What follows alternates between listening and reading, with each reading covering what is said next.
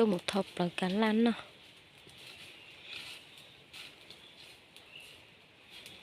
muốn lỡ ta mà thôi thì chỉ là lặn đâu.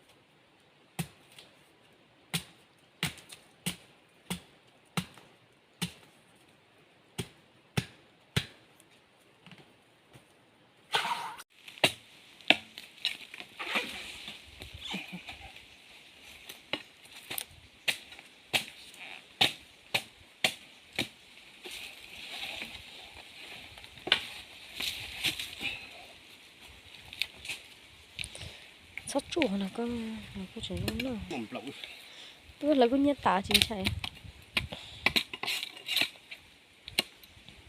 Có chả? Chưa chạy.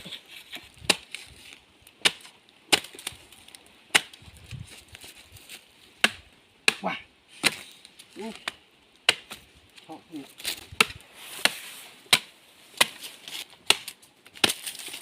Giờ này con nhẹ xíu mà dùng trên da họ ăn trong chân đi xíu luôn.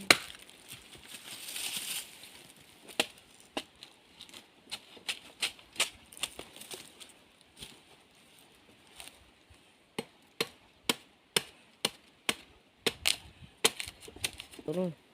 Tao mà chúng nó đáy da hầu thế chìm xiêm luôn một bát chè. Chúng chơi chìm luôn nhanh nhanh chúng ló lúc lấy đồ hầu ló lúc này chi đồ hầu. Còn ha sao mỗi từ sao chỉ không có mà có thứ mò đấy. Tôi teo. Sao mỗi chỉ có chơi hả cú xì hả.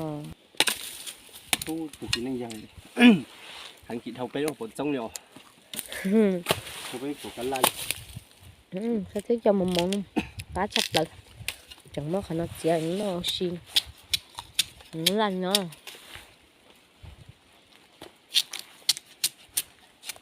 như tiếng chị hẳn với nó đọc cái đồ của cá lan nữa này lão tả nó